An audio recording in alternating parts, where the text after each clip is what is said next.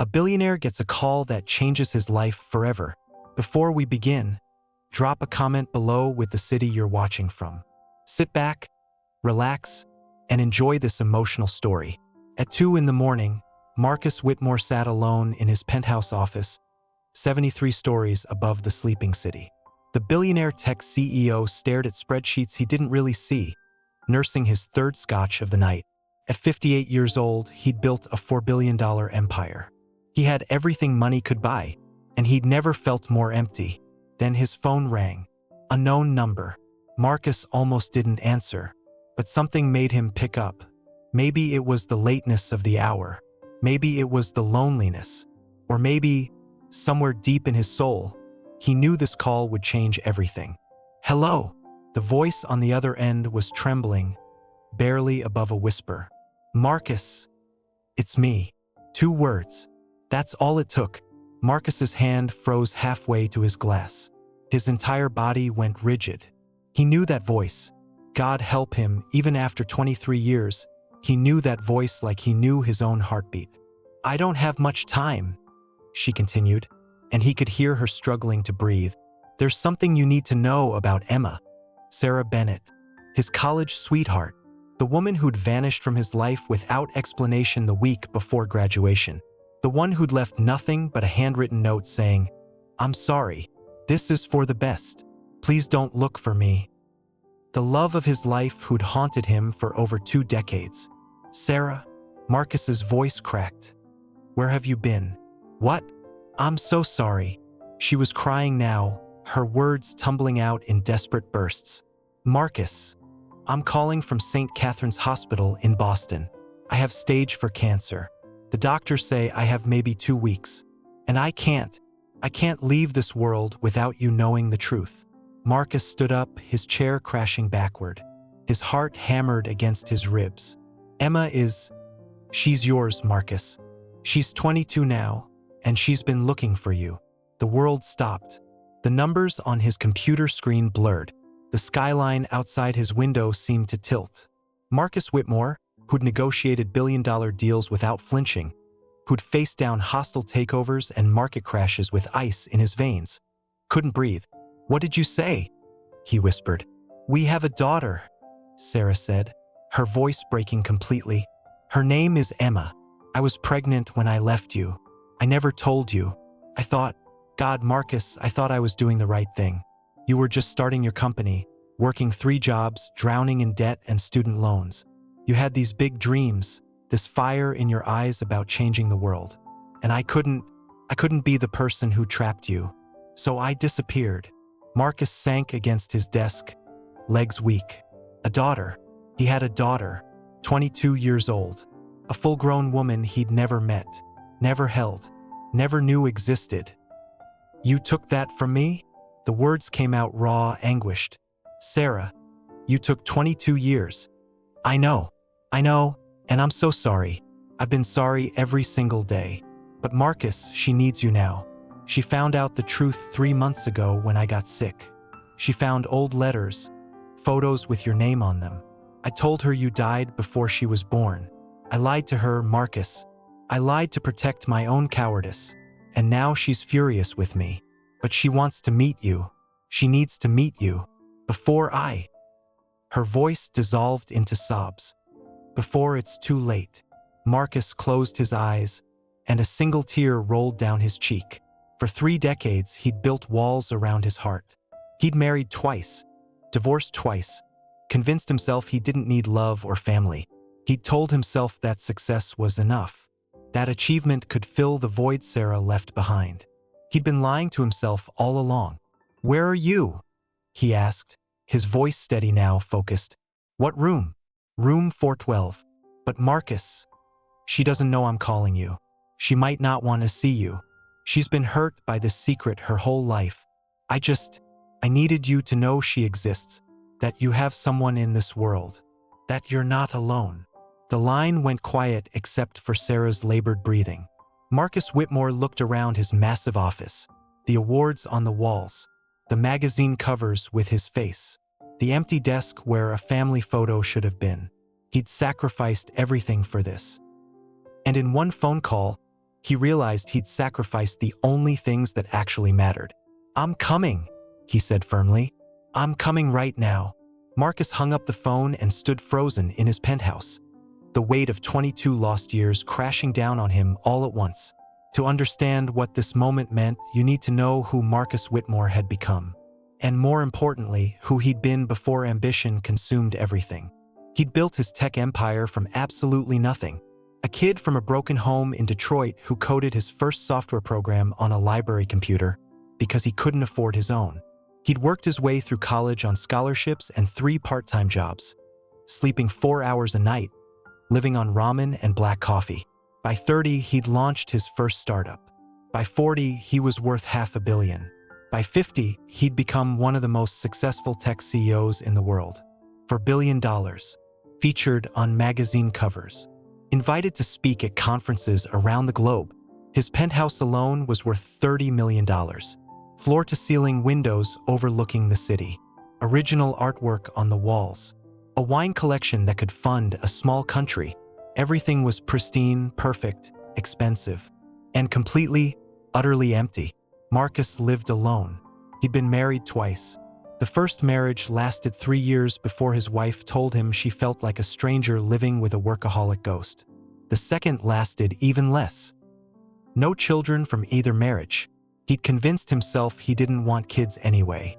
Too much responsibility. Too much distraction from building his legacy. He worked 18-hour days, even now.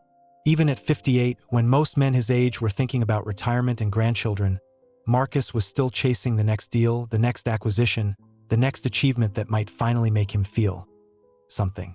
Just last week, his assistant Jennifer had tried to convince him to take Christmas off. "Sir, you haven't taken a vacation in 4 years. Maybe visit family? Take a trip?" Marcus had laughed bitterly. "I don't have anyone to spend it with anyway, Jennifer. Might as well work." The look of pity on her face had haunted him for days. Now, standing in his office at 2 in the morning, Marcus walked to his desk and opened the bottom drawer. The one he never opened. The one he pretended didn't exist. Inside was a shoebox, worn and faded. He lifted the lid with trembling hands. Photographs. Old ones, from a lifetime ago. There he was at 24, young and hopeful. His arm around a beautiful woman with bright eyes and an infectious smile. Sarah Bennett. They were covered in paint, laughing at something long forgotten. That was the day they'd helped their friend move apartments. The day Marcus realized he was completely, irrevocably in love. There was another photo. The two of them at a college basketball game, her wearing his oversized hoodie. Another of them studying together in the library, her head on his shoulder. They'd been inseparable. Everyone said they'd get married. Marcus had been saving for a ring. And then, 1 week before graduation, she was gone. He'd woken up to find a note slipped under his apartment door. Her handwriting, shaky and rushed. "Marcus, I'm so sorry. This is for the best. Please don't look for me. You're going to do amazing things. Don't let me hold you back. I'll always love you. Sarah." No explanation. No phone call. No goodbye. She'd simply vanished. Marcus had tried everything to find her. He'd called her parents, who claimed they didn't know where she went. He'd contacted her friends, who were just as confused as he was. He'd even hired a private investigator with money he didn't have. Nothing. Sarah Bennett had disappeared like smoke. For 6 months, he was destroyed. Couldn't eat. Couldn't sleep. Failed 2 job interviews because he couldn't focus. His roommate had been genuinely worried he might do something drastic. But eventually, the pain transformed into something else. Fuel. He threw himself into his work with manic intensity. If love was just going to abandon him without explanation, then he'd build something that couldn't leave. Success. Achievement. Money. Things he could control. He convinced himself he didn't need love. He had ambition instead. He dated occasionally over the years, but never let anyone too close. Built walls so high that even his wives couldn't scale them. Told himself he was fine, that he'd moved on, that Sarah was just a college romance, nothing more. But on nights like these, alone in his palace of glass and steel, Marcus wondered about the life he could have had. What if Sarah had stayed? What if they'd gotten married like they'd planned? Would he have built this empire? Would he have wanted to? Or would he have been content with a simpler life? A home filled with laughter instead of silence? Children's voices instead of quarterly earnings calls? He'd given interviews over the years where journalists asked about his personal life. Just last year, Forbes had asked if he regretted never having a family. His answer had been smooth, practiced. I sacrificed family for success, and I have no regrets. Some people are meant to build legacies, not dynasties. The journalist had smiled and written it down. Marcus had believed it himself in that moment. Or at least, he'd wanted to. But it was all a lie. A beautiful, polished lie he'd told himself for so long that it almost felt true. Now, holding that photograph of him and Sarah, young and in love and full of dreams, Marcus finally admitted the truth he'd been running from for 23 years. He'd never stopped loving her. Not for a single day. And every achievement, every $1 billion, every award and accolade had been nothing more than a monument to the emptiness she'd left behind. And now he discovered she'd been carrying his child when she left. That he had a daughter who'd grown up without him. That he'd missed first words and first steps and birthdays and graduations and every precious moment a father should cherish. If you've been moved by Marcus's story so far, make sure to subscribe to Rich Tide's channel. We share powerful stories about life, love, and second chances that you won't want to miss. Marcus closed the shoebox and made a decision. Whatever happened next, whatever awaited him in Boston, he wasn't going to run anymore.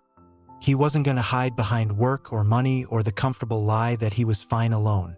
For the first time in decades, Marcus Whitmore was going to fight for something that actually mattered. But here's the question that haunted him as he grabbed his coat and headed for the door. Would his daughter even want to meet the father who'd been absent her entire life? Let us know in the comments what you think Emma's reaction will be when she finally meets Marcus face to face. Before Marcus could leave, his mind flashed back to the rest of that devastating phone call. Sarah's words, weak and labored, echoing in his memory as he stood there holding those old photographs. "Marcus, I have stage 4 cancer," she'd said, her voice barely holding together. "The doctors give me maybe 2 weeks. That's why I finally found the courage to call you, because I'm running out of time to make this right." He'd gripped the phone so hard his knuckles turned white. "Sarah, why didn't you tell me you were pregnant? I deserved to know." She deserved to have a father. There was a long pause, filled only with the sound of hospital machines beeping in the background. When Sarah finally spoke, her voice was thick with regret. "When I found out I was pregnant 23 years ago, you were just starting your first company. Do you remember? You were working 3 jobs, Marcus. The coffee shop at 5 in the morning, coding gigs in the afternoon, security guard shifts at night. You were drowning in student debt, eating 1 meal a day so you could afford server space for your startup." Marcus did remember those brutal years right after college when he was trying to get his business off the ground. Sleeping in his car some nights because he couldn't afford both rent and keeping his company alive. "But I would have made it work," Marcus had insisted, his voice breaking. "Sarah, I would have figured it out. We could have built something together." "I know that now," Sarah whispered. "But back then, Marcus, you had this fire in your eyes, this absolute certainty that you were going to change the world. You talk about your vision for hours, about the technology you wanted to build, the impact you wanted to make. You were so close to your dreams, so close to everything you'd worked for." She paused to catch her breath, and Marcus could hear how much effort it took. "I couldn't be the person who trapped you. I couldn't be the reason your dreams died. So I convinced myself that leaving was noble, that I was setting you free to become who you were meant to be. I was 22 years old, Marcus. I was terrified and pregnant and stupid, so I left." Marcus had closed his eyes, tears streaming down his face. "What happened? Where did you go?" "I moved to Portland," Sarah explained. "Moved in with my aunt. Had Emma 6 months later. I worked as a teacher, raised her on my own. It wasn't easy, but Marcus, she's incredible. She's smart and talented and kind. She paints just like I used to. She has your eyes and your determination and your heart." "Did you tell her about me?" Marcus asked, though he already knew the answer would hurt. I told her you died before she was born. Sarah's voice cracked completely. I told her you were a wonderful man who would have loved her more than anything.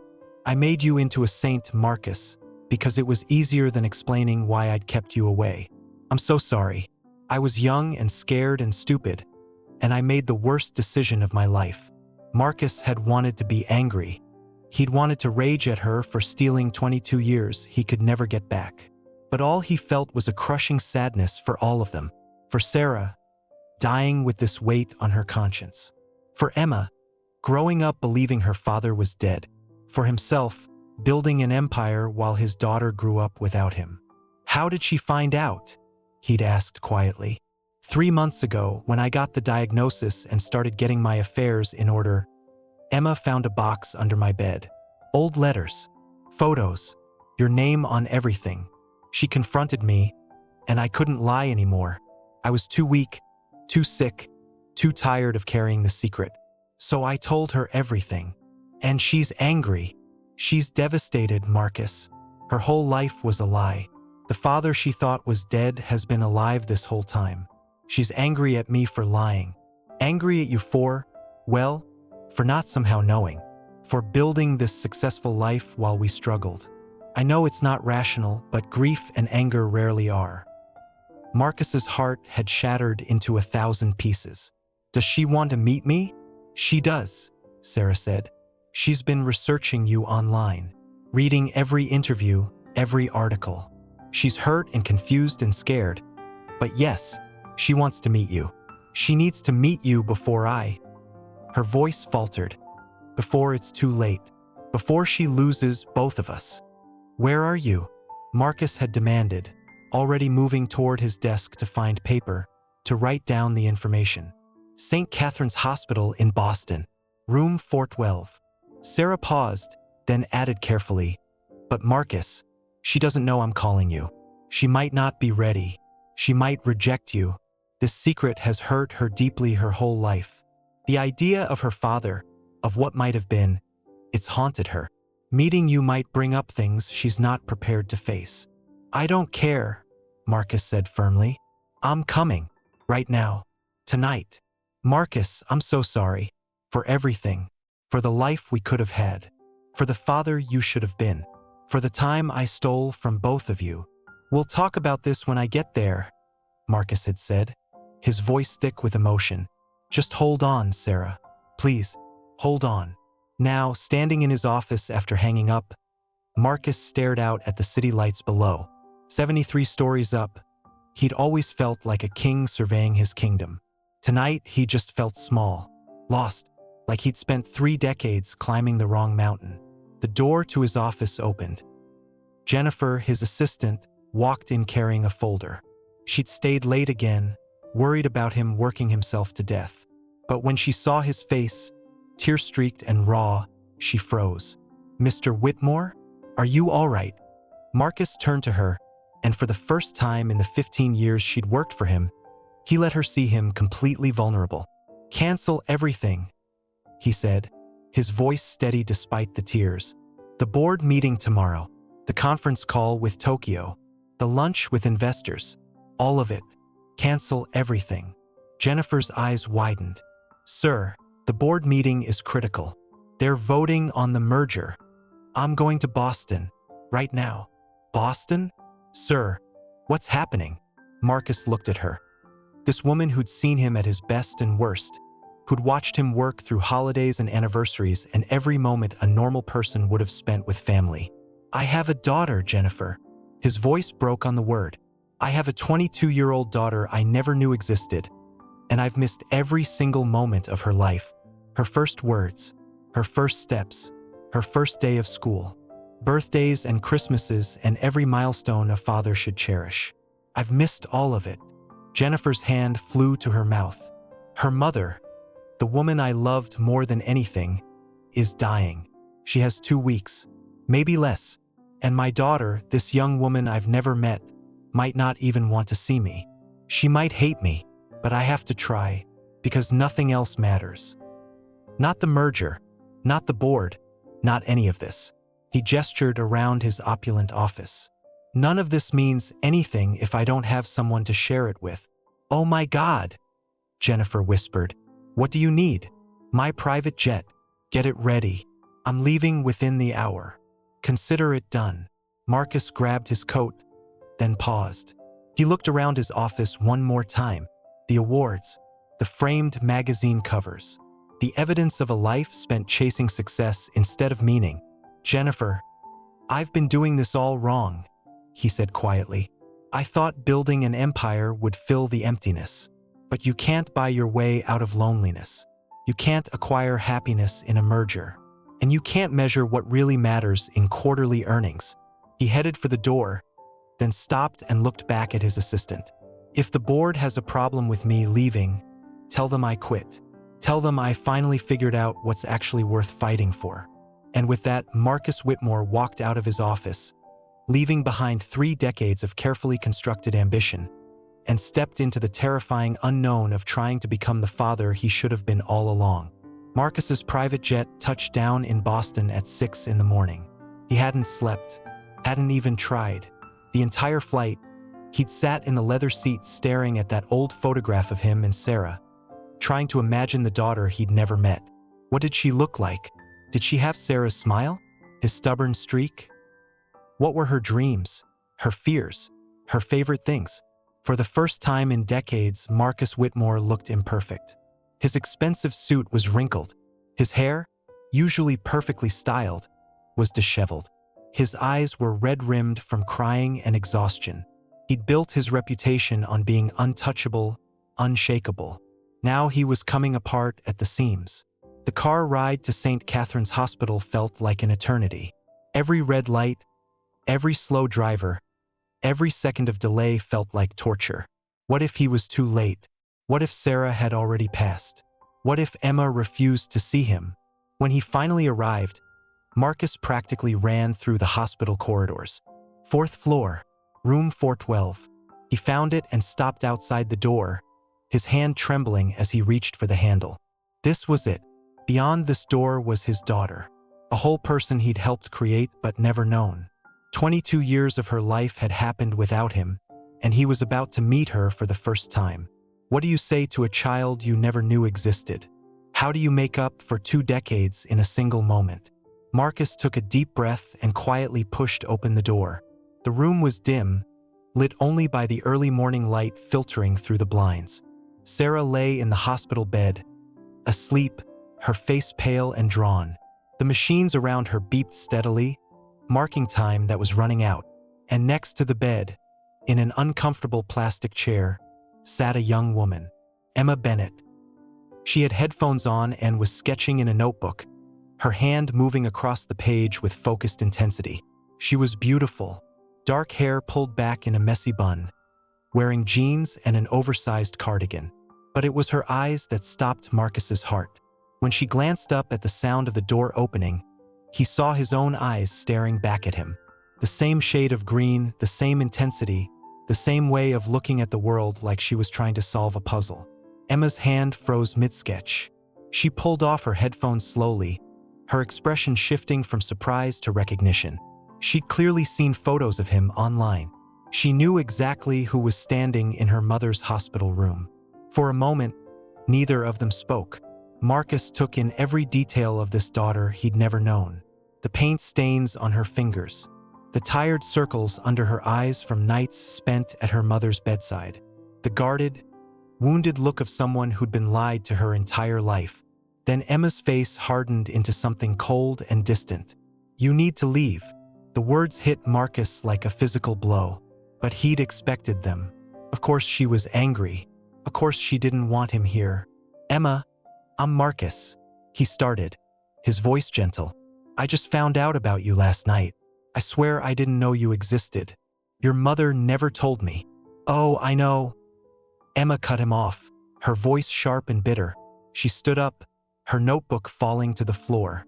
"My mom protected you my whole life. Said you were a great man who died tragically in a car accident before I was born. She made you into this perfect, untouchable memory. Turns out you were just alive somewhere, being a billionaire, While we struggled in a one-bedroom apartment in Portland, Marcus stepped forward, hands raised in a gesture of peace. Emma, if I'd known, I would have been there. I would have. Would you? Emma's laugh was harsh, her eyes blazing. Really? Because you married twice after my mom left. You had plenty of time and resources to find her if you actually cared. Private investigators. People who find missing persons for a living. You're worth $4 billion, Marcus. If you'd wanted to find her, you could have. The accusation stung because there was truth in it. Marcus had stopped looking after 6 months. He'd told himself Sarah didn't want to be found, that she'd made her choice. But had he really tried hard enough? Or had he just been too hurt, too proud, too focused on building his empire to keep searching? You're right, Marcus said quietly. I gave up looking for her. I convinced myself she wanted a life without me. But Emma, I didn't know about you. If I'd known there was a child. A child? Emma's voice cracked. I'm not a child. I'm a grown woman who spent 22 years believing my father was dead. Do you know what that's like? Growing up without a dad. Wondering what he would have been like. Talking to his picture at night when I was little. Their voices had risen, and the sound woke Sarah. Her eyes fluttered open, weak and confused, when she saw Marcus and Emma facing off across the room. Both with tears streaming down their faces, she tried to sit up. Emma, please. Sarah's voice was barely a whisper, but it cut through the tension. I made him a ghost. This is my fault, not his. I'm the one who kept you apart. Emma whirled to face her mother, and all the anger seemed to drain out of her, replaced by anguish. I spent my whole life wondering why I wasn't enough for him to stay. I thought maybe if I'd been born earlier, or if I'd been different somehow, he wouldn't have died. And it was all a lie. Both of you lied to me. My entire life was built on a lie. She was crying openly now, her voice breaking on every word. Marcus wanted to reach out to her, to comfort her, but he didn't know if he had that right. Emma, I'm so sorry, he said, his own voice thick with emotion. I know I can't make up for the years I missed. I know I can't erase the pain. But I'm here now. I want to be here now. Emma laughed bitterly through her tears. Do you know what the worst part is? I Googled you. Read every article, every interview, trying to understand who my father was. And last year, Forbes asked you if you regretted not having a family. Do you remember what you said? Marcus's blood ran cold. He remembered. You said, and I quote, I sacrificed family for success and I have no regrets. Some people are meant to build legacies, not dynasties. Emma's voice shook with fury and hurt. Those words destroyed me, because I realized that even if you had known about me, even if my mom had told you, you wouldn't have wanted me anyway. Your company was more important. Your success was more important. I wasn't even real to you, and I was still not enough. Marcus felt like he'd been stabbed in the chest. He remembered that interview, remembered saying those exact words with smug confidence, never knowing his daughter would one day read them and have her heart broken all over again. I was lying, Marcus said, his voice raw and desperate. Emma, I was lying. To the journalist, to myself, to everyone. Every single day of my life has been a lie. I told myself I was happy alone because it was easier than admitting I was terrified. Easier than facing the fact that I'd lost the only woman I ever loved and didn't know how to move on. Well, congratulations, Emma said coldly. You built your empire. You got everything you wanted. And I got a childhood without a father. She grabbed her jacket from the chair. I came here to meet you. Now I have. We're done. Emma headed for the door, and Marcus felt his heart shattering. He was losing her before he'd even had a chance to know her. But as Emma reached for the door handle, Sarah suddenly gasped. A horrible, strangled sound. Her hand clutched at her chest, and her face contorted in pain. The machines around her bed began beeping frantically. Alarms blared. Sarah's body convulsed, and the heart monitor showed a rhythm that was all wrong. Mom! Emma screamed, rushing back to the bed. Marcus lunged for the door, yanking it open. I need help. Someone help us. Nurses came running, then doctors. They swarmed into the room, pushing Marcus and Emma back against the wall. Someone shouted medical terms Marcus didn't understand. Someone else grabbed the crash cart. "She's coding," a nurse yelled. "Get the paddles ready." Emma stood frozen, her hand over her mouth, watching as they tried to revive her mother. All the anger, all the hurt, all the words they'd thrown at each other just seconds ago evaporated in the face of this moment. Sarah was dying, right in front of them. And Marcus and Emma, two strangers bound by blood and loss, could do nothing but watch and pray they'd get more time. Time to say goodbye. Time to forgive. Time to become the family they should have been all along. The doctors worked on Sarah for what felt like hours, but was probably only minutes. Marcus and Emma stood pressed against the wall, watching helplessly as the medical team fought to bring her back. The sound of the defibrillator charging. The shout of "clear." Sarah's body jerking on the bed. The terrible flatline tone that made Emma sob.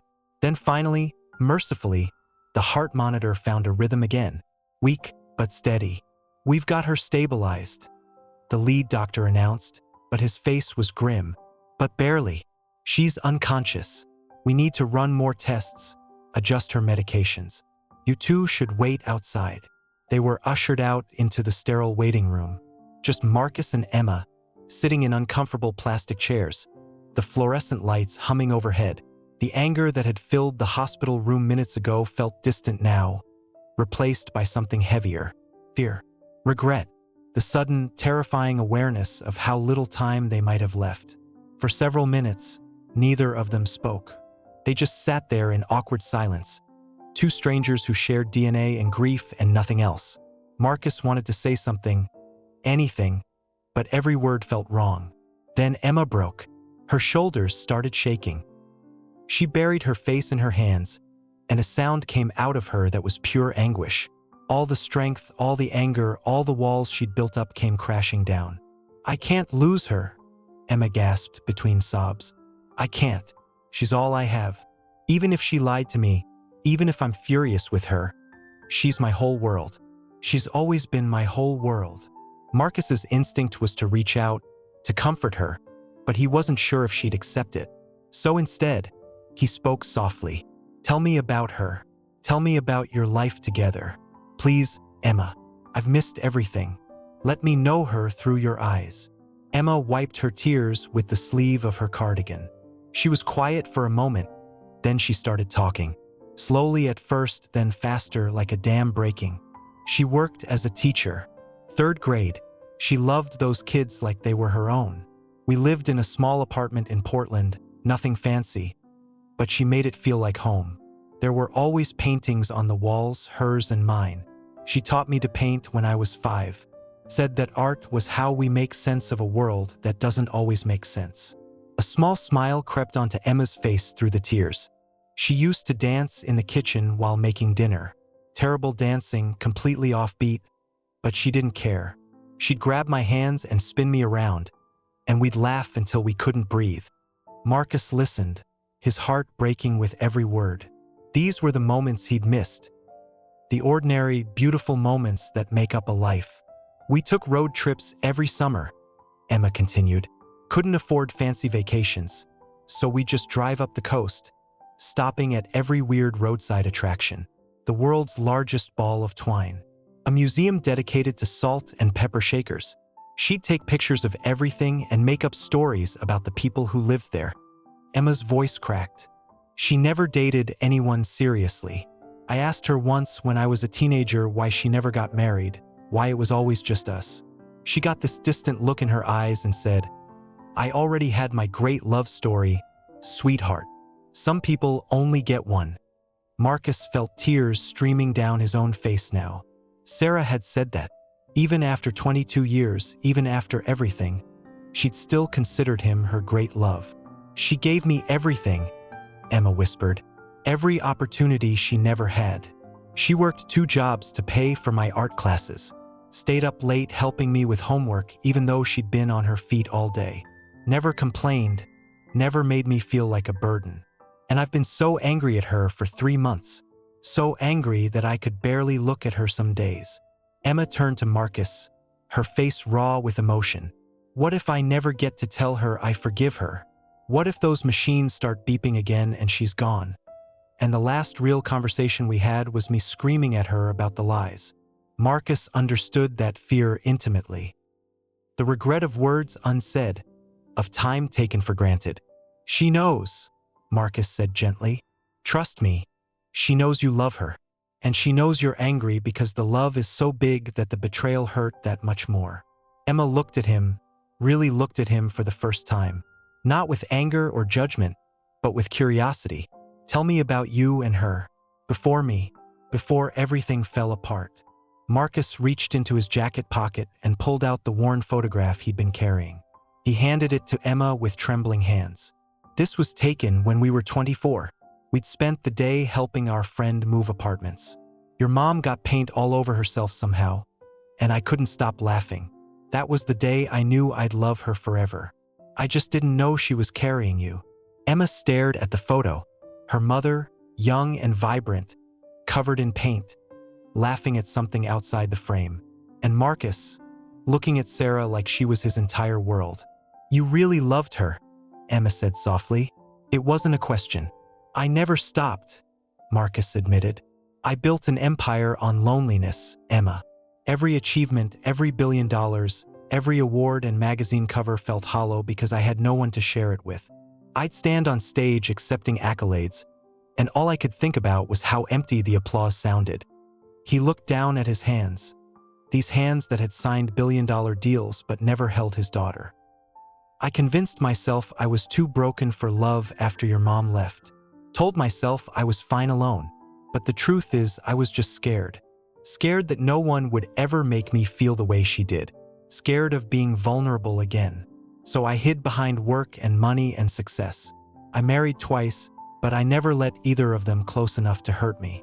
Which meant I never let them close enough to love me either. Emma was listening intently now, her anger melting into something softer. Understanding, maybe, or at least the beginning of it. I thought having control over everything would make me happy, Marcus continued. If I couldn't control love, I'd control business, markets, acquisitions, numbers on a spreadsheet that couldn't leave me or lie to me or break my heart. But you can't buy your way out of loneliness, and you can't measure what really matters in quarterly earnings reports. He looked at Emma, his daughter, this young woman who had his eyes and Sarah's creative soul. She loved you too, Emma said quietly. Even after all these years, she has a box under her bed. I found it when I was looking through her things after the diagnosis. It's full of newspaper clippings about your company. Every article about you, every interview, every mention of your success. She kept all of it. She was so proud of you, Marcus. She'd read about your achievements and tell me, your father would have done something like this. He was brilliant and ambitious and so kind. Marcus's breath caught. Sarah had been following his life all along, watching from a distance, proud of him even as she kept their daughter secret. She'd look at your pictures in the magazines and smile this sad smile, Emma continued. I didn't understand it then. I thought she was just remembering her dead boyfriend, but now I realize she was looking at the man she loved, the father of her child, and probably wondering if she'd made the right choice. She didn't, Marcus said, his voice breaking completely. Emma, I would trade every dollar, every success, every award and achievement to have been there for you both, to have raised you, to have held you when you were born, to have been there for your first steps and first words and every birthday and every school play and every moment that mattered. He was crying openly now, this billionaire who'd built his reputation on being unshakable. I would give it all away right now, every penny, if I could go back and be the father you deserved, the partner Sarah deserved. I can't get those years back, Emma, but if you'll let me, if there's any chance at all, I want to be here for whatever time we have left. Emma looked at him with new eyes. She saw her own pain reflected in his face. The same loss, the same regret, the same desperate wish to turn back time and make different choices. They were both victims of Sarah's choice, both casualties of a lie told with love. I'm scared, Emma whispered. I'm scared of losing her. And I'm scared of what happens after, because then I'll be completely alone. No, Marcus said firmly. You won't be alone. You'll have me, if you want me. I know I can't replace the 22 years I missed. I know I can't just walk in and be your father like none of this happened. But I want to try. I want to know you, your favorite foods and your dreams and what makes you laugh. I want to see your paintings and hear your stories and be there for whatever comes next. Before Emma could respond, the door to the waiting room opened. A nurse stood there, her expression cautiously optimistic. She's awake, the nurse said. She's asking for both of you. Marcus and Emma stood simultaneously. They walked down the hall together, side by side, two people who'd been strangers an hour ago, but were beginning to understand they were bound by something stronger than anger or hurt.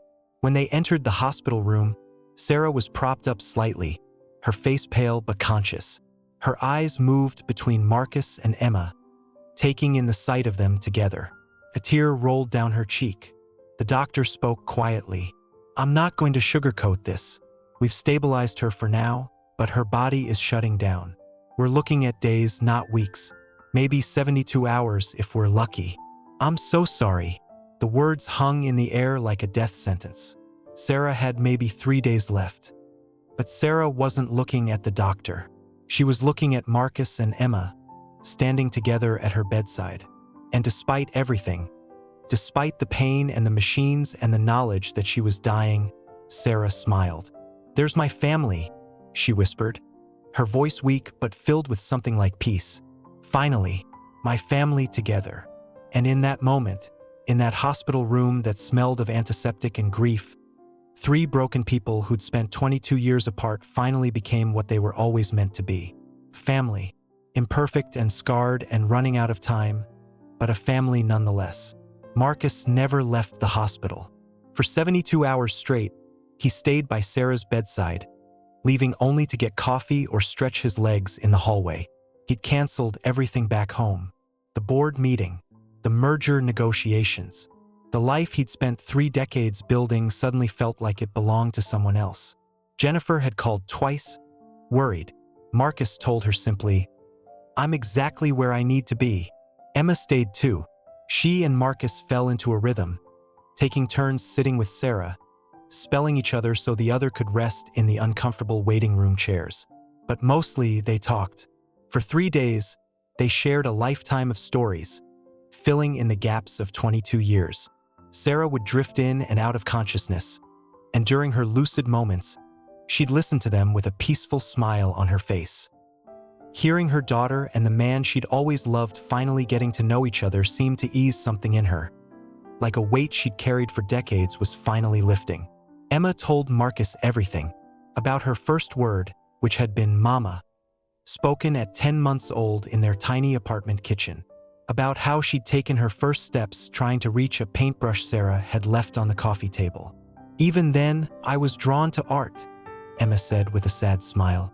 She told him about her first day of kindergarten, how Sarah had cried more than Emma did, about the science fair in 5th grade where she'd built a volcano that accidentally set off the fire alarm, about her high school graduation, where Sarah had sat in the front row clapping louder than anyone else.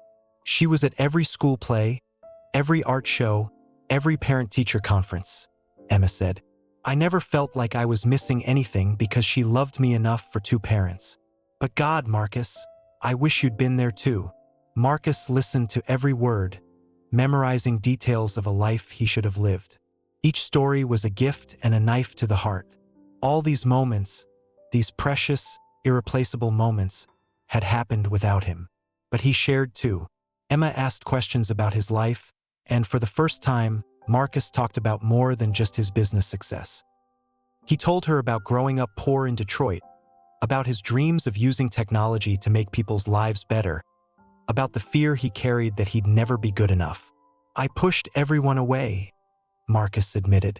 I told myself it was because I was focused on my work, but really, I was just terrified. After your mom left, I couldn't handle the idea of loving someone that much and losing them again. So I kept everyone at arm's length. My wives, my colleagues, everyone. I built walls so high that I ended up imprisoning myself.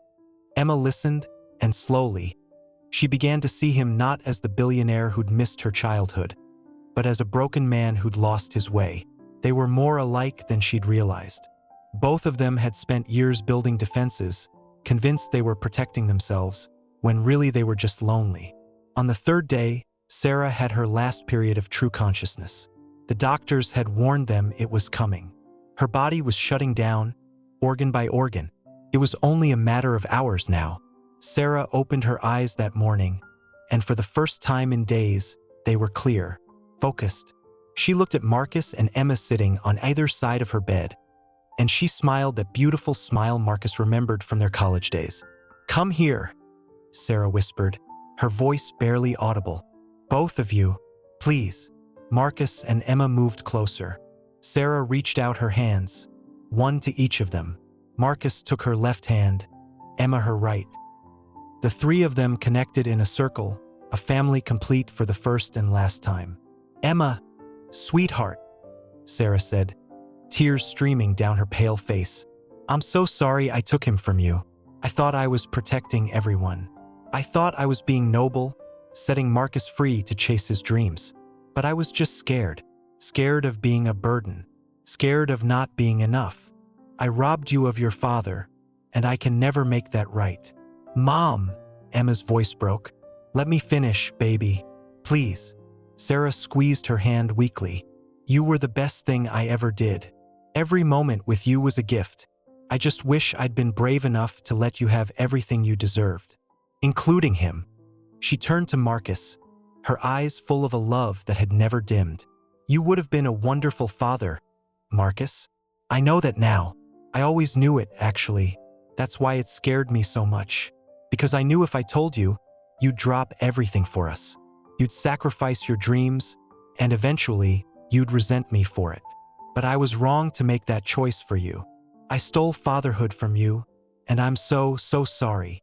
Marcus brought her hand to his lips, kissing it gently. "Sarah, you gave me a daughter. Even if I didn't know it, even if I missed so much, you gave me Emma. That's the greatest gift anyone's ever given me. You still can be," Sarah whispered. "You still can be a wonderful father. You have time with her. Don't waste it like I wasted ours." Emma was sobbing now, her whole body shaking. "Mom, I forgive you. For everything. For lying about him. For keeping us apart. For all of it. I forgive you. I just don't want you to go. Please don't go." "Oh, sweetheart." Sarah's tears mixed with Emma's. "I wish I could stay. But my body's tired. I've been fighting so long. I just need to know you two will be okay. That you'll take care of each other." Marcus leaned in close, his voice thick with emotion. "Sarah, I never stopped loving you. Not for a single day. I tried to convince myself I'd moved on, but it was all a lie. You were it for me. You've always been it for me."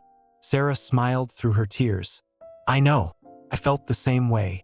That's why I could never love anyone else. How could I, when my heart belonged to you?" She looked at both of them, her breathing becoming more labored. "Promise me something, both of you. Promise me you'll take care of each other. Be the family I was too afraid to let us be. Don't let fear keep you apart. Life's too short, and love is too rare. Promise me." "I promise," Marcus said, his voice breaking. "I promise, Mom," Emma whispered. "Good," Sarah said, her eyes starting to close. "That's good. I can rest now. I did one thing right. I brought you together. That's enough." That night, as the sun set over Boston, Sarah Bennett took her last breath. Marcus held her left hand. Emma held her right. And between them, three people who'd loved each other across time and distance and terrible mistakes finally became the family they were always meant to be, if only for a moment. Sarah passed peacefully, a small smile on her face, knowing her daughter and the man she'd never stopped loving had finally found each other. A week later, they held the funeral in Portland. It was small, intimate. Sarah's fellow teachers came, some of Emma's childhood friends, neighbors who'd watched Emma grow up. They shared stories of Sarah's kindness, her humor, her fierce love for her daughter. Marcus and Emma stood together at the front, united in grief. He'd paid for everything, but Emma had planned it all, making sure it reflected who her mother truly was. Sunflowers, Sarah's favorite. Music she'd loved. Readings from poets she'd admired. After the service, back at Sarah's small apartment, Emma showed Marcus something. The box from under Sarah's bed. The one filled with clippings about his life and career. They sat on the worn couch together, going through it piece by piece. Every article, every interview, every photograph. Sarah had followed his entire journey. She was so proud of you, Emma said softly. She'd show me articles sometimes, before I knew the truth, and say, "This is the kind of person your father was. Brilliant and driven and good." At the bottom of the box, beneath all the clippings, was an envelope. It was addressed to both of them. To Marcus and Emma. If you're reading this together. Emma's hands shook as she opened it. Inside was a letter in Sarah's distinctive handwriting. Emma began to read aloud, but her voice broke after the first line. Silently, Marcus took the letter and read it to her, his own voice barely steady. "My darling Emma and my beloved Marcus," the letter began. "If you're reading this together, then I did one thing right in my life. I brought you to each other. I know the circumstances are heartbreaking. I know you're angry with me, and you have every right to be. But please understand that everything I did, every choice I made, came from love. Misguided, fearful love, but love nonetheless. Marcus, I watched you build an empire from nothing. I followed every step of your journey with pride and heartbreak. I wanted so badly to reach out, to tell you about our daughter, but fear kept me silent. Fear that you'd hate me for keeping her from you. Fear that disrupting your life would only cause more pain. I was wrong. I see that now. You deserved to know. You deserved to be her father. Emma, my sweet girl, you are the light of my life. Every moment with you has been a blessing. I hope you can forgive me for the lies. I hope you can understand that I was just a scared 22-year-old who made the wrong choice and then felt too ashamed to correct it. You deserve to know your father. You deserve to have both of us. But here's what I want you both to know. It's not too late. You have each other now. You have a chance at the family we should have been all along. Don't waste it. Don't let my mistakes cost you any more time. Marcus, be the father I know you can be. Emma needs you, even if she's too proud or hurt to admit it right now. Show up for her. Listen to her. Love her the way I know you would have if you'd known she existed. Emma, let him in. I know you're angry. I know you feel betrayed. But Marcus is a good man who had no idea you existed. Give him a chance to prove he would have been there if he'd known. Give him a chance to be your father now. Live the life I was too scared to let us have. Love each other the way I loved you both. Support each other. Be there for each other. Build the family from the ashes of my mistakes. And please don't waste another day. Life is so much shorter than we think. I thought I had time to make this right, and suddenly I don't. Don't make the same mistake I did. Don't put off until tomorrow what you can do today. If you're reading this, I'm gone. But in a way, I'm still here, in both of you. In Emma's eyes that look just like Marcus's. In Marcus's determination that I see reflected in Emma. You are my legacy. You are my love story, finally complete. Be happy. Be a family. That's all I ever wanted, even when I was too afraid to make it happen. With all my love, always and forever, Sarah. By the time Marcus finished reading, both he and Emma were crying. They sat there on Sarah's old couch, surrounded by the evidence of a life lived in the shadows of a secret, and let themselves grieve. For Sarah, for the lost years, for the family they could have been, but also for the first time they let themselves hope. Because Sarah was right about one thing, it wasn't too late. They had each other now, and maybe, just maybe, that was enough to build something beautiful from the wreckage of the past. 6 months later, everything had changed. Emma had moved into the guest house on Marcus's property. It had been her choice, her terms. She'd made that clear from the beginning. I want my own space, she'd told him. But I want you close. Is that okay? Marcus had nearly cried with relief. That's more than okay. That's perfect. The guest house was small but beautiful, with floor-to-ceiling windows and plenty of natural light for painting. Marcus had it renovated to Emma's specifications. turning the second bedroom into an art studio. He'd stood in the doorway watching her arrange her easels and paints, and for the first time in decades, his massive estate felt like a home. Now, on a beautiful Saturday morning, they sat together on the main house terrace, having coffee as the sun rose over the city. It had become their ritual. Every morning, weather permitting, they'd meet for coffee and just talk. Sometimes about serious things, sometimes about nothing at all, but always together. Emma was applying to grad school for art therapy. She'd discovered a passion for using art to help people heal from trauma, probably because she understood trauma intimately now. The applications were spread across the table, and Marcus had offered to write recommendation letters, though Emma insisted she wanted to get in on her own merit. Besides, she teased him, if I mention my father is Marcus Whitmore, they'll think I'm just another rich kid buying her way in. You're not just anything, Marcus had replied firmly. You're incredibly talented. Any program would be lucky to have you. Marcus himself had been busy too. He donated $50 million to St. Catherine's Hospital to build a cancer research wing in Sarah's name, the Sarah Bennett Center for Oncology Research. Emma had been there for the groundbreaking ceremony, and they'd both cried as they turned over the first shovel of dirt together. She would have loved this, Emma had whispered. She would have loved seeing us together even more, Marcus replied. Now, as they sat drinking coffee, Jennifer appeared at the terrace door. Marcus's assistant had become a regular presence in their lives, and she'd grown fond of Emma quickly. The feeling was mutual. Good morning, you two, Jennifer said warmly. Marcus, I have your schedule for today. You have 3 meetings, but as you requested, I've blocked your evenings. Emma and I have dinner plans, Marcus interrupted, smiling at his daughter. Every evening. That's non-negotiable now. It was true. No matter how busy his day got, no matter what crisis emerged at the company, Marcus had dinner with Emma every single night. Sometimes they went to restaurants. Sometimes they cooked together in his kitchen, with Emma teaching him recipes Sarah used to make.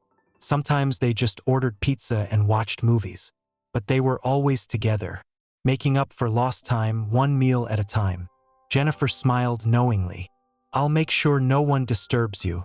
Oh, and Emma, your package arrived. The art supplies you ordered. Thank you, Jennifer. After Jennifer left, Emma pulled out her phone and scrolled through photos. I want to show you something, she said, her voice suddenly nervous. I've been working on a painting. I finished it last night. She turned her phone toward Marcus, and his breath caught. It was a portrait of the 3 of them, Marcus, Sarah, and Emma, sitting together on a blanket in a park. Sarah was in the middle, laughing, with Marcus's arm around her shoulder and Emma leaning against her other side. The painting was imagined from one of those old college photos of Marcus and Sarah, but Emma had added herself, creating a family that had never existed in real life but should have. The detail was extraordinary. You could see the love in every brushstroke. The way Marcus looked at Sarah. The way Sarah's hand rested protectively on Emma's shoulder. The way Emma's face reflected both her parents' features. A perfect blend of the 2 people who'd created her. Marcus felt his eyes filling with tears. Emma, it's perfect. It's the life we should have had. Emma looked at the painting on her phone, then at her father, then out at the sunrise over the city. A small smile played at her lips. It's the life we have now, she said softly. That's enough. Those words hit Marcus like a revelation. She was right. They couldn't change the past. They couldn't get back the 22 years they'd lost. But they had right now. This morning, this coffee, this moment. And all the moments to come. Marcus reached across the table and took Emma's hand. She squeezed back, no longer pulling away like she had in those first difficult weeks. You know what I've been thinking about? Emma said. Mom's letter. The part where she said not to waste another day. I think about that a lot. Me too, Marcus admitted. I wasted 3 months being angry at her before she died, Emma said, her voice thick with old regret. I can't get that time back, but I can make sure I don't waste the time I have with you. Emma, I'm glad you're here, Marcus. I'm glad we found each other, even if it happened in the worst possible way. I think Mom was right. It's not too late for us." Marcus felt something break open in his chest, some last wall he'd been holding up. "I love you," he said, the words he'd been afraid to say too soon. "I know I haven't earned the right to be your dad yet, but I love you, and I'm going to spend the rest of my life making sure you know it." Emma's eyes filled with tears, but she was smiling. "I love you too, Dad, Dad." She'd never called him that before. It was the sweetest word Marcus had ever heard.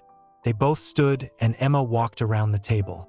Marcus pulled her into a hug, holding his daughter for only the second or third time in his life, and thought about how far they'd come. From strangers connected only by blood and grief to this, to family. When they pulled apart, they both laughed at their tears, wiping their faces. "Come on," Emma said. "Let's take our coffee to the studio. I want to show you the other paintings I've been working on." "I'd love that." They picked up their mugs and clinked them together, a toast to this moment, this morning, this life they were building together. "To second chances," Marcus said. "To the family we found," Emma replied. As they walked toward the guest house together, father and daughter, the sun rose higher over the city. The same city where Marcus had sat alone in his penthouse just 6 months ago, convinced he'd never feel anything but empty. The same city where Sarah had lain in a hospital bed, using her last breaths to bring the two people she loved most together. The world looked different now, brighter, fuller, like it had been waiting all along for Marcus to realize what actually mattered. If the story touched your heart, please subscribe to Rich Tides. We share powerful stories about love, loss, and the second chances that change everything. Your support means the world to us. Marcus had spent 30 years building an empire, accumulating billions of dollars, earning the respect of the business world, achieving everything he'd ever dreamed of and more. He'd convinced himself that was enough, that success could substitute for connection, that money could fill the void left by love. He'd been wrong about everything, because the greatest thing Marcus Whitmore ever built wasn't a company worth $4 billion. It wasn't the technology that changed industries or the deals that made headlines. The greatest thing he ever built was a relationship with his daughter, a family forged from loss and regret and the dying wish of a woman who'd loved them both enough to finally bring them together. Some treasures you don't find through ambition or hard work or careful planning. Some treasures find you when you least expect it, often in your darkest moment. And when they do, when life gives you that second chance you never thought you'd get, you hold on with everything you have. Marcus had learned that lesson the hard way, but he'd learned it nonetheless. And every morning, when he sat with Emma watching the sunrise, drinking coffee and talking about everything and nothing, he thanked Sarah for the gift she'd given them both. The gift of each other. The gift of family. The gift of finally coming home. What would you do if you discovered you had a child you never knew existed? Would you drop everything like Marcus did? Or would fear hold you back? Share your thoughts in the comments below. We'd love to hear from you. How would you rate this story from 0 to 10? Don't forget to hit that subscribe button for more heart-touching stories coming your way soon.